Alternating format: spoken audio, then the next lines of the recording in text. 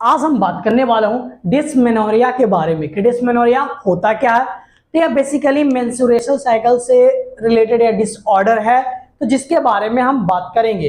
यह फीमेल्स में देखने को मिलता है। तो चलिए बात करते हैं डिस्मेनोरिया के बारे में। बोला गया क्या कि डिस्मेनोरिया किसको बोलते हैं कि जब पेनफुल मेंस्ट्रुएशन साइकिल होता है उस चीज को हम लोग क्या बोलते हैं, डिस्मेनोरिया बोलते हैं। जनरली या जो मेंस्ट्रुएशन साइकिल के टाइम में पेन सभी फीमेल्स को होते हैं, बट क्या होता है कि कभी कभी जो स्टार्टिंग फेज में 1 से 2 डेज तक ऐसे नॉर्मली क्रैम्प पेन एब्डोमिनल में रहते हैं, लेकिन जो 10% ऑफ वुमेन्स है वो सीवियर पेन करते हैं, वो फील करते हैं। तो वहीं बोला गया, तो इसके टाइप्स और इसके कॉजेस के बारे में जानते हैं। अगर फ्रेंड्स आप हमारे चैनल में अगर आप न्यू हैं तो हमारे चैनल को सब्सक्राइब करें और इसे ज्यादा से ज्यादा शेयर करें।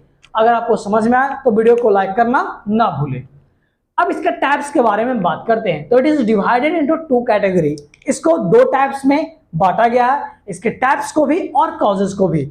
सबसे पहला को बोलते हैं प्राइमरी डिस्मेनोरिया एंड सेकंड को बोलते हैं सेकेंडरी डिस्मेनोरिया के बारे में। प्राइमरी डिस्मेनोरिया किसके कारण से होता है? It is caused by the increase post ganglion production by the endometrium in an ovulatory cycle which cause construction of the uterus.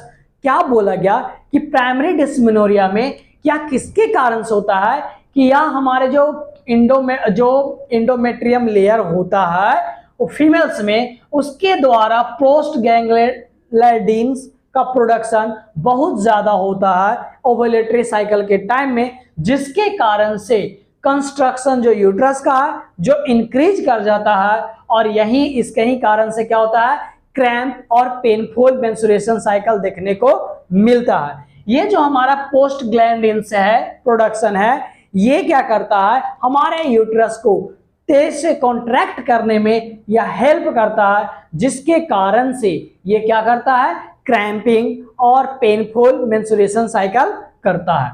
यह कॉमन टाइप ऑफ डिस्मेनोरिया है। 50% ऑफ फीमेल्स में इस टाइप का डिस्मेनोरिया देखने को मिलता है। सेकेंडरी डिस्मेनोरिया के बारे में बात करते हैं। सेकेंडरी क्या बोला गया कि it is generally related to the gynaecology disorder. यह है जो किससे रिलेटेड है, गायनोकोलॉजिकल डिसऑर्डर से रिलेटेड है। अगर कोई फीमेल्स में एंडोमेट्रियोसिस हो गया हो, एंडोमेट्रियोसिस कहने का मतलब क्या हुआ कि जो एंडोमेट्रियम लेयर होता है अगर उसके साइड में क्या हो जाए, एक्स्ट्रा मसल्स वगैरह अगर ग्रोथ हो जाए, तो जिसके कारण से ये उसी को क्या बोलते हैं, एंडोमेट्रियोसिस बोलते हैं। जिसके कारण से क्या होता है, या यूरिन पास आउट करने में दिक्कत होता है, पेन होता है, ये सभी चीज इसमें होते हैं। तो जिसके कारण से सेकेंडरी डिस्मेनोरिया देखने को मिलता है। Second, pelvic infection. अगर किसी प्रकार का इन्फेक्शन वगैरह है तो जिसके कारण से साइकोलॉजिकल फैक्टर के कारण से, एंड ओवेरियन अगर सिस्ट हो गया है तो ओवेरियन सिस्ट हो जाने के कारण क्या हो जाएगा, क्या और ऑब्स्ट्रक्शन क्रिएट करेगा, जिसके कारण से डिस्मेनोरिया देखने को मिलता है। And last one is congenital abnormality के कारण से भी सेकेंडरी डिस्मेनोरिया होते हैं।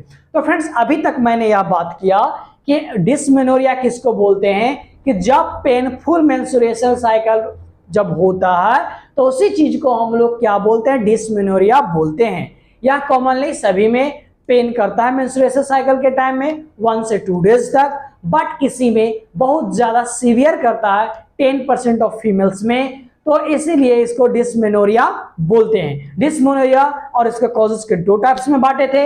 एक को प्राइमरी डिस्मेनोरिया बोलते थे और सेकेंडरी डिस्मेनोरिया दूसरे को बोलते थे। प्राइमरी डिस्मेनोरिया में जब हमारा जो प्रोस्टाग्लैंडिन्स है वो उसका प्रोडक्शन इंक्रीज कर जाता है, तो वो क्या करता है, हमारे यूट्रस को, जो फीमेल का यूट्रस है उसको कॉन्ट्रैक्ट करने में तेज कर देता है, जिसके कारण से क्रैम्पिंग पेनफुल मेंस्ट्रुएशन साइकिल होता है। सेकेंडरी में पैथोलॉजिकल या फिर क्या बोला गया, गायनोकोलॉजिकल डिसऑर्डर के कारण से होता है, जैसे endometriosis, pelvic infection, psychological factor, ovarian cyst and congenital abnormalities के कारण से डिस्मेनोरिया होने का ज्यादा रिस्क होता है। तो सबसे पहला अगर बिलो 30 इयर्स एज के वाले के लिए बात करें कि अगर अर्ली प्यूबर्टी आ जाता हो, यानी menarche start at 11th year before, अगर 11 साल के पहले अगर मीनार्की आ जाता है तो जिसके कारण से देखने को मिलता है heavy bleeding during menstruation cycle period, अगर बहुत ज्यादा ब्लीडिंग हो रहा है जिसके कारण से, या फिर family history of menstruation cramp, अगर पहले से उसके फैमिली हिस्ट्री में मदर ये सभी को अगर क्रैम्प्स वगैरह आ रहे हैं तो इसके कारण से क्या होगा, ये उसको में भी या डिस्मेनोरिया देखने को मिलेगा। बात करते हैं क्लिनिकल मैनिफेस्टेशन के बारे में कि क्या क्या साइन एंड सिम्टम्स दिखेंगे जिसके बारे में, तो pain start 1 to 3 days before the periods and सब after 2 to 3 days of periods. बोला है कि जो पेन जो स्टार्ट होगा वह पीरियड्स आने के 1 से 3 दिन पहले से ही स्टार्ट होगा और बाद खत्म का होगा 2 से 3 दिन बाद पीरियड्स के खत्म होंगे।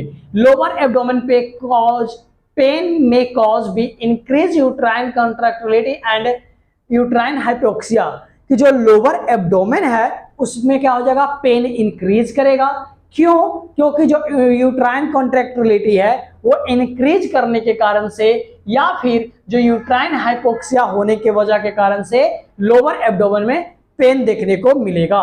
फिर पेन में भी radiated to thigh and lower back, जो पेन है जो दोनों थाई से बैक पोर्शन लोअर बैक की ओर आगे रेडिएट करेगा। फिर और क्या क्या सिम्टम्स दिखेगा, ये तीनों मेन सिम्टम्स हो गया। उसके बाद नोजिया, मेंस्ट्रुएशन क्रैम्प, ये भी मेन सिम्टम्स है। फटीग्यू, वोमिटिंग, चिल्स, टायर्डनेस, ये सभी जो सिम्टम्स है ये आपको डिस्मेनोरिया में देखने को मिलेंगे। चलिए फ्रेंड्स, अब हम बात करते हैं डायग्नोसिस और ट्रीटमेंट के बारे में। अगर आपको समझ में आ रहा हो तो प्लीज आप हमारे चैनल को सब्सक्राइब करें और अपने दोस्तों के पास शेयर करना। डायग्नोस्टिक इवैल्यूएशन में हम लोग पेल्विक अल्ट्रासाउंड करवाएंगे, फिजिकल एग्जामिनेशन करेंगे, हिस्ट्री कलेक्शन लेंगे कि ताकि पहले से किन्हीं में क्रैम्पिंग वगैरह तो नहीं हो रहा था, पेनफुल मेंस्ट्रुएशन साइकिल तो नहीं ना हो रहा था, तो इन सभी के बारे में किससे पता चलेगा, हिस्ट्री कलेक्शन से पता चलेगा। एंड क्लामाइडिया और गोनोरिया टेस्ट करेंगे, किसके लिए, इन्फेक्शन के लिए टेस्ट करेंगे। अब बात करते हैं मैनेजमेंट और ट्रीटमेंट के बारे में। मैनेजमेंट में हम लोग कौन सा हार्मोनल कंट्रासेप्टिव ड्रग्स देंगे, डेपो प्रोवेरा, जो क्या करता है कि वो जो कंस्ट्रक्टिलिटी हो रहा था यूट्राइन का वो क्या होगा, कम का होगा, जिसके कारण से क्रैम्पिंग पेन वगैरह कम होंगे। एडवाइस फॉर रेगुलर एक्सरसाइज करने के लिए बोलेंगे। Advice to nutrition supplementary diet, उनको बोलेंगे न्यूट्रिशन सप्लीमेंट्री डाइट लेने के लिए। और एडवाइस करेंगे अगर उनका पेन परसिस्ट कर रहा हो, ज्यादा लंबे टाइम तक है, तो उनको पेन किलर लेने का एडवाइस करेंगे। तो इस तरह से फ्रेंड्स मैंने बात किया डिस्मेनोरिया के बारे में। अगर आपको कैसा लगा कमेंट करके जरूर बताएं। हमारे इस चैनल पे मेडिकल से रिलेटेड बहुत सारे आपको लेक्चर मिलेंगे, चाहे pharmacology, paedia, genetics and so much nutrition, ये सभी का आपको लेक्चर मिलेंगे। तो प्लीज आप एक बार हमारे चैनल्स पे विजिट करें और देखें, हॉस्पिटल से रिलेटेड भी बहुत सारे आपको जानकारियां मिलेंगे। Thank you so much friends, support medical nursing अड्डा 2.0।